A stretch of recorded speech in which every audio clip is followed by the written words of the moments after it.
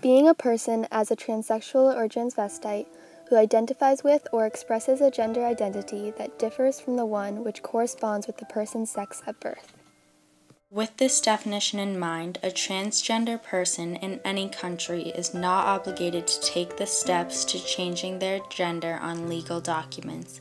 They may choose just to receive the gender-changing surgery. Russian transgender people face inhumane measures to prevent them from becoming the gender of their choice. In Russia, transgender is considered a mental disorder and a disease. People must go through several steps to legally change their gender. First, they must be diagnosed by a psychiatrist with transsexualism. Then they must submit a proposal, which most are denied because there is no form to accept it. Most courts say that a person must have gender reassignment surgery before they can be approved, and it is very expensive. Transgender citizens in Russia take up about 0.1% of the population, although this number is not definite because many hide their sexuality from the harsh judgments of the people around them.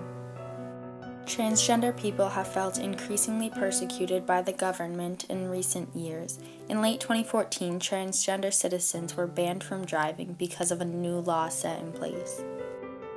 Vika, a 48-year-old woman, spent a long time looking for work.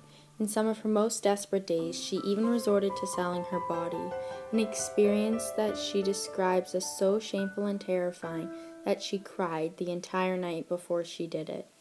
Eventually, she found an office job, but this is what happened. Только называешь, что ты транссексуалка, ой, извините, вы нам не подходите. То есть сразу отворот-поворот, все, вы нам не нужны. Anastasia Gerasimova, age 48, has tried to conform to the sex she was born with. She joined the army, got married, and had 2 kids to try and remain the sex she was born with, but nothing worked. She then joined a transgender support group and began to live life as a woman. Her parents, believing everything they hear on the news, did not support her. Andre, a 32-year-old transgender, had reconstructive surgery at 19 and has lived as a man for nearly half of his life. He and his wife own and work in a shop that sells special supplies to the transgender community. You can buy stuff like corsets, Asian boots, wigs, and even special devices to enable women to pee in the men's room. Смотреть на человека, у которого нет никакой поддержки вообще, и он не может обратиться ни к психиатру, ни к психологу с этим вопросом подростков, потому что вообще среди трансгендеров риск суицида очень высокий. Практически все, кого я знаю, минимум 1 раз пытались покончить с собой. On an interview with Bob Costas before the 2014 Sochi Olympics opening ceremony, Obama addressed the nation on the concerns for the safety of openly gay athletes.